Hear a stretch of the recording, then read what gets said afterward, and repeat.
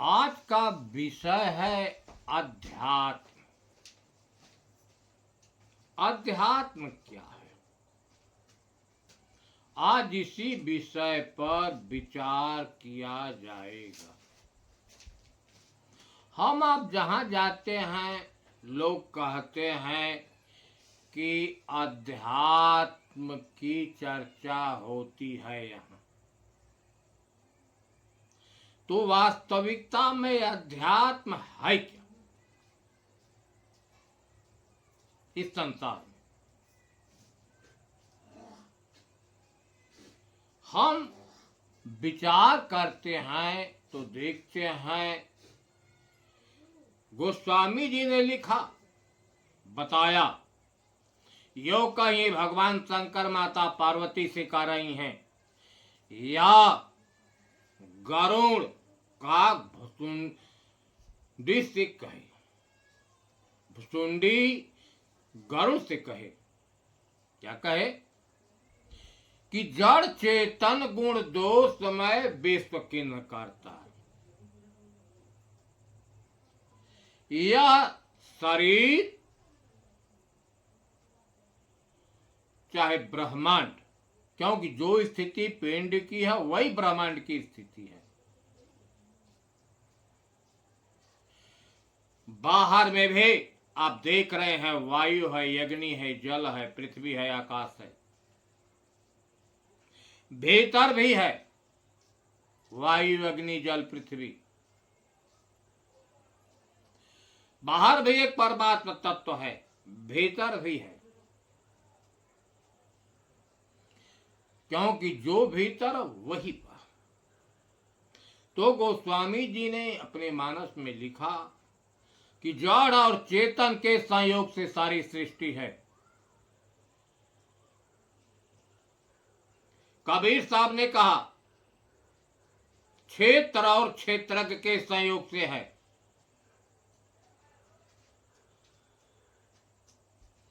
कबीर साहब ने कहा कि नारी और पुरुष के संयोग से है।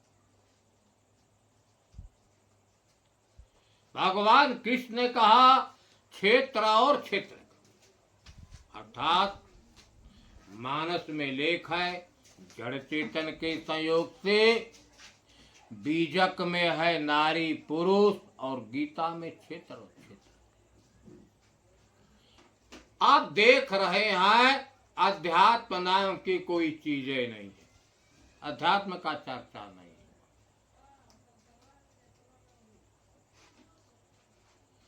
तो जड़ और चेतन पर थोड़ा सा हम विचार करें कि जड़ है क्या और चेतन क्या है। जड़ उसको कहा जाता है कि जिसके पास स्वयं की चेतना शक्ति न हो, वह दूसरे के प्रकाश से प्रकाशित होता हो, उसको जड़ कहते हैं। और जो प्रकाशित करने वाला है उसको चेतना देने वाला, उसको कहा गया है चेतन। यह जो पांच तत्व हैं, वायु, अग्नि, जल, पृथ्वी, यह जड़ है, इनके पास स्वयं की सत्ता नहीं है। अगर स्वयं की सत्ता होती तो यह कभी मुर्दा नहीं होता। इसके बाद हम भगवान कृष्ण ने कहा क्षेत्र और क्षेत्रज्ञ, दो ही को कहा, लेकिन उन्होंने कहा क्षेत्र। क्षेत्र क्या है? खेत, प्रकृति तक। ये शरीर को उन्होंने क्षेत्र कहा है। जो पांचों तत्वों से बना शरीर है उसको कहा यह क्षेत्र है। इसमें कर्म रूपी बीज बोए जाते हैं।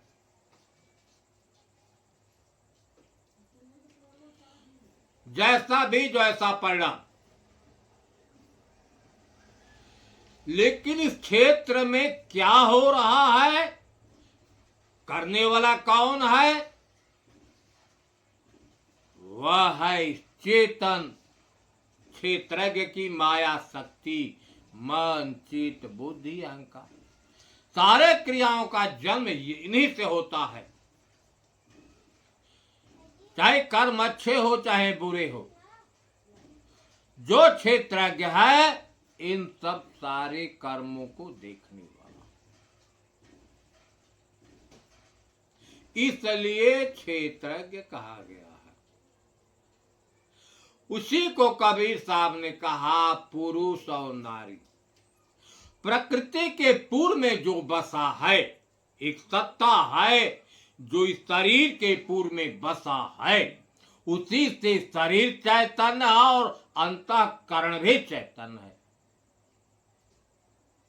और जो यह पूर्व है पर तत्वों का बना घर, उसी को उन्होंने नारी शब्द से कहा। आपने देखा इसमें भी अभी अध्यात्म की पता नहीं,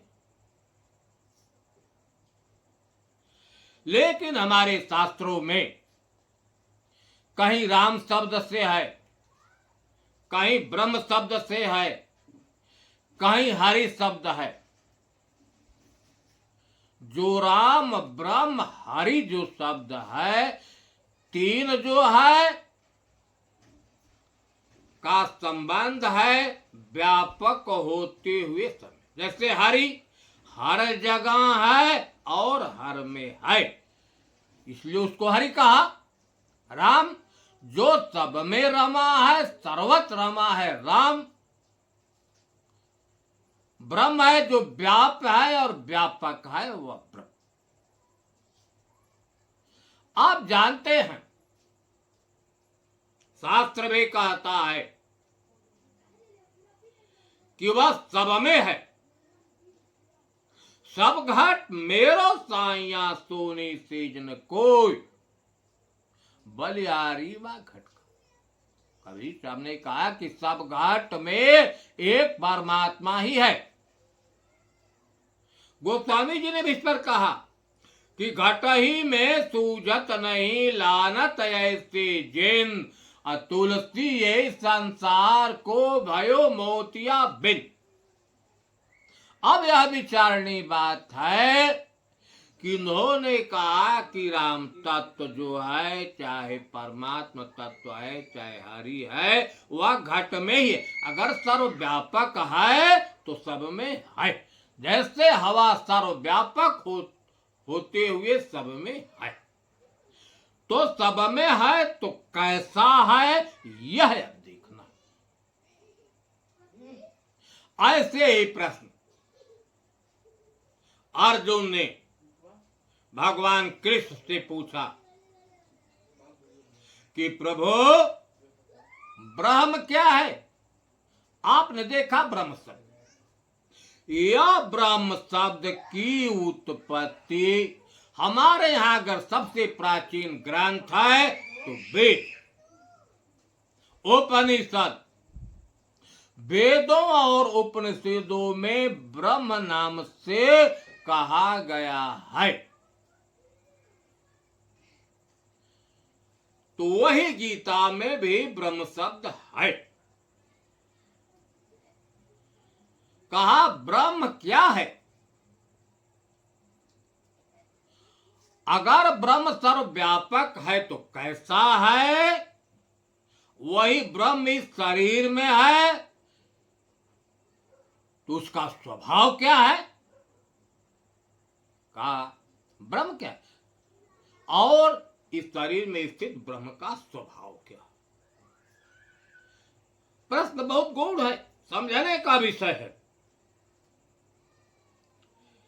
कृष्ण ने अपना विचार व्यक्त किया, जो उनके भाव में आया। कहा अक्षरम ब्रह्म परमम, जिसका कभी भी नाश न हो,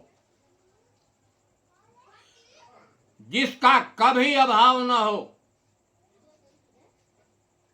जिसमें कभी परिवर्तन न हो, जो शाश्वत एक रस रहने वाला है, वही ब्रह्म है। कहा ऐसे लक्षण वाले को ब्रह्म कहा जाता है। लेकिन ब्रह्म इस शरीर में भी है, सभी लोग कहते हैं। तो उसका क्या पहचान है, उसका क्या स्वभाव? तो उन्होंने कहा इस शरीर में रहने वाले ब्रह्म का स्वभाव अध्यात्म, अक्षरम ब्रह्म परमम स्वभाव अध्यात्म, अर्थात जो ब्रह्म है वह विनाशी है, सर्वव्यापक है, एक रस देने वाला है, कभी अभाव नहीं है।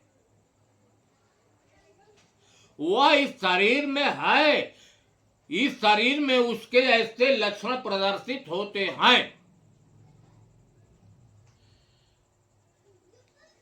स्वभाव अध्यात्म मुक्ति, तो उस ब्रह्म का इस शरीर में स्वभाव कहा है तो कहे अध्यात्म।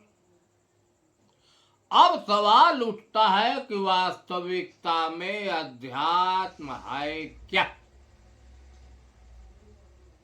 कहा वो ब्रह्म का स्वभाव है अध्यात्म, ब्रह्म के लक्षण है अध्यात्म। जब हम अध्यात्म शब्द का व्याख्या करते हैं तो आध्य और आत्म शब्द से अध्यात्म बनता है। आध्य का मतलब है अध्ययन करने वाला, देखने वाला, जानने वाला, पहला पहचान कि वह इस शरीर में रहकर वह अंतःकरण इंद्रियों को देखने वाला है, सबका साक्षी है। दूसरा का है आत्म, आत्म का भाव बनता है अधन तम, अर्थात जिसमें तम नहीं है, अंधकार नहीं है, केवल प्रकाश ही प्रकाश है। जिसके प्रकाश से अंतःकरण यानी मन, चित्त, बुद्धि, अहंकार और सारा शरीर प्रकाशित होता है। अर्थात इस शरीर में रहने वाला जो ब्रह्म है वह अंतःकरण और सारे शरीर इंद्रियों में जो कुछ गति होती है उसको देखने वाला है और उन सबों को प्रकाशित करने वाला है। उसी की चेतना से सब चैतन्य होते। आपने देखा कि ब्रह्म इस शरीर में है तो उसके लक्षण भी आपने जाना कि वह सबका साक्षी है। सबका मतलब इस शरीर में रहने वाले अंतःकरण है और चेतन दोनों है। इस शरीर में दोनों का संघ अनादि निकालते हैं। चेतन के पास, अंतःकरण के पास स्वयं की सत्ता नहीं है, वह चेतन की सत्ता से ही चैतन्य है। यही जड़ चेतन का संयोग अनादि काल से है। आपने देखा इस शरीर में रहने वाला जो ब्रह्म है सबका साक्षी है और सबको प्रकाशित करने वाला। लेकिन वेदों में, उपनिषदों में ब्रह्म के क्या लक्षण बताए गए हैं, अब हम इस पर थोड़ा सा विचार। तैत्तरीय उपनिषद यजुर्वेद में वही लेख है, सत्यम ज्ञान अनंतम ब्रह्म। सत्यम वह सत्य है, वह ज्ञान स्वरूप है और वह अनंत। जो ब्रह्म है वह सत्य है, वह ज्ञान स्वरूप है और अनंत। सवाल उठता है सत्य किसे कहते हैं? इस शरीर में हम झांक कर देखें, यह शरीर रज और वीर से बना है। माता के गर्भ में इस शरीर का निर्माण हुआ। जब पिंड बना तो उसमें जीव प्रवेश कर गया। मां के गर्भ के भीतर भी शरीर में जीव था, गर्भ से बाहर पिंड हुआ तब भी था। अब पिंड में प्रतिक्षण परिवर्तन होना शुरू हो गया, यह शरीर परिवर्तित हो गया। कभी ये अबोध बच्चा था, फिर और बड़ा हुआ, किशोरा हुआ, बालापन हुआ, बढ़ता जा रहा है, जवान हुआ, चौथापन आ गया। एक दिन ऐसा आएगा कि यह शरीर पांचों तत्वों में विलीन हो जाएगी। आप देख रहे हैं कि यह एक रस रहने वाली नहीं है, यह असत्य है। इसका कभी भाव कभी अभाव, लेकिन इसमें रहने वाला चेतन है, उसका कभी अभाव नहीं। जब शरीर खराब हो जाती है तो छोड़कर चला जाता है इस शरीर को। इसलिए अगर सत्य है तो एक ब्रह्म ही सत्य है। उसी ब्रह्म को कहीं राम, कहीं हरि, कहीं चेतन, कहीं दृष्टा, कहीं पारक, कहीं याद पुरुष, सतनाम, सतगुरु, अनेक नामों से लोगों ने सब। सत्यम ज्ञान, आपने देखा, ज्ञान का मतलब होता है देखना। इसमें रहने वाला जो है चेतन, चाहे आत्मा कह लीजिए चाहे ब्रह्म कह लीजिए, वह सबको जानने वाला है।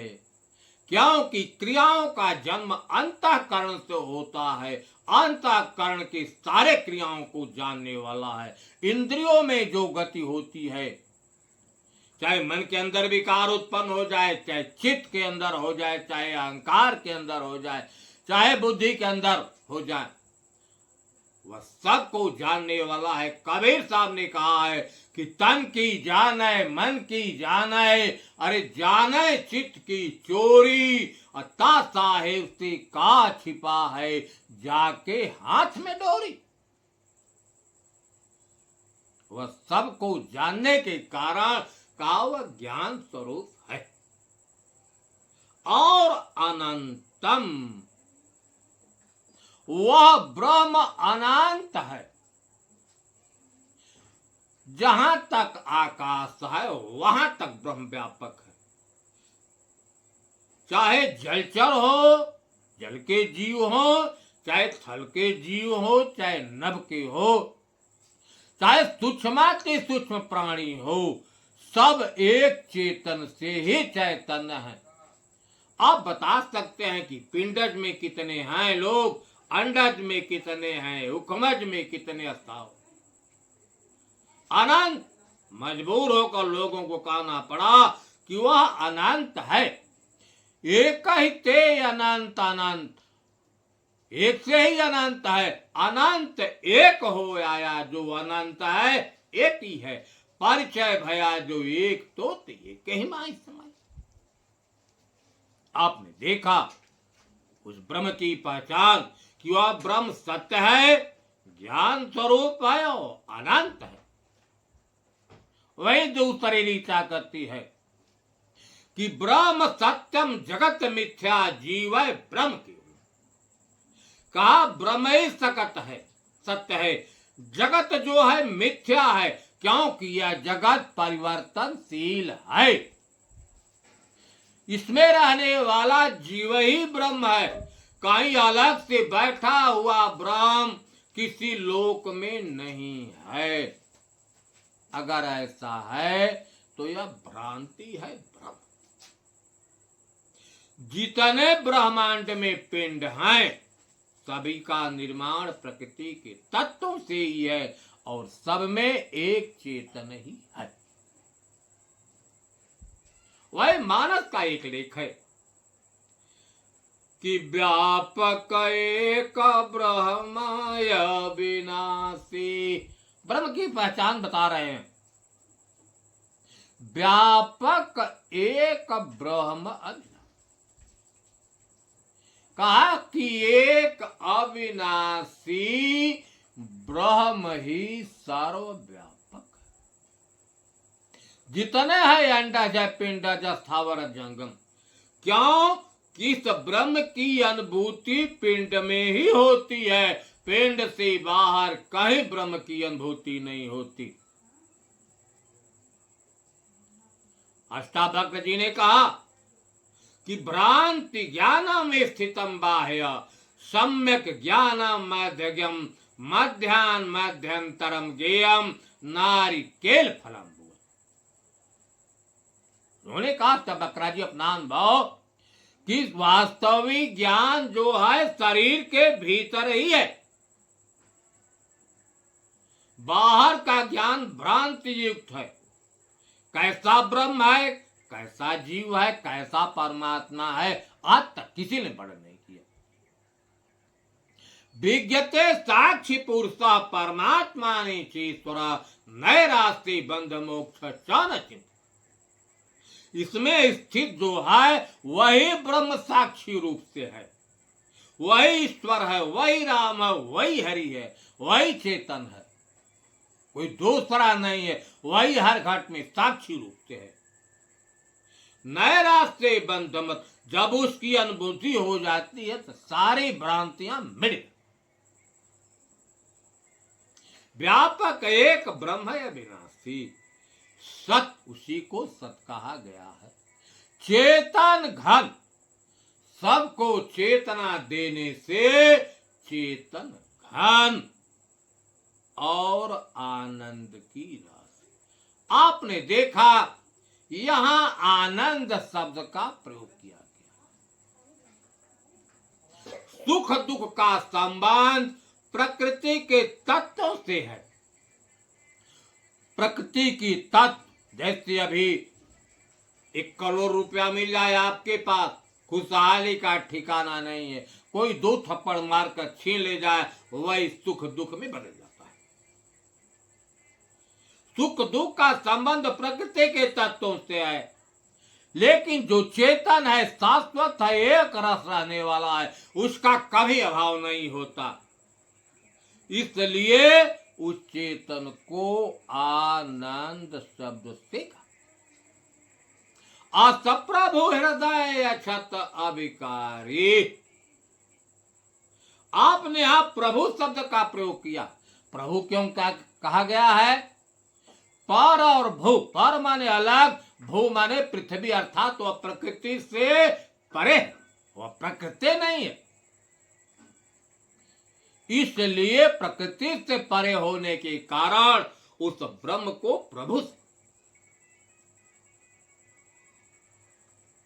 असप्रभ हृदय, वही प्रभु हर घाट में है, सबके हृदय में है। अच्छा, जिसका कभी क्षय ना हो, कभी नाश न हो, अर्थात जो विकारों से रहित है। हमारे यहां विकार हैं, काम, क्रोध, लोभ, मोह, मद, मत्सर। इसका संबंध विकारों का अंतःकरण से है, अर्थात मन, चित्त, बुद्धि, अहंकार से है। लेकिन सकल जीव जग देन दुखारी, सारे संसार के जीव दीन और दुखी होकर खोजते हैं कि परमात्मा कहाँ है।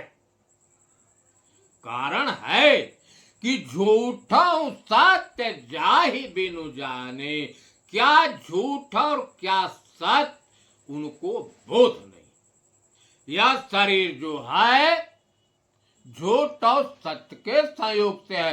झूठ को कहा गया है प्रकृति और सत्य को कहा गया है ब्रह्म, चाहे चेतन है। अगर इसका बोध होता तो ऐसी बात जे में भुजंग बेनो रजो पहचाने, सर्प नहीं है, रास्ते में रस्सी पड़ी है, अंधेरी रात है। क्योंकि हमने सर्प को देखा है, सर्प सुना है कि सर्प ऐसा होता है। अगर नहीं देखा, नहीं सुना था तो कभी भ्रांति नहीं होती। लेकिन देखा है, सुना है कैसा सर्प होता है, उस रस्सी में भ्रांति हो जाती कि सर्प है। वह भ्रम तब तक रहता है जब प्रकाश के जरिए देख, प्रकाश उजेला हुआ, भ्रम मिटने में सेकेंड नहीं लगा। भ्रम उसी प्रकार इस शरीर में क्या जड़ है क्या चेतन है, इसका जब बोध हो जाता है तो सारी भ्रांतियां मिट जाती है।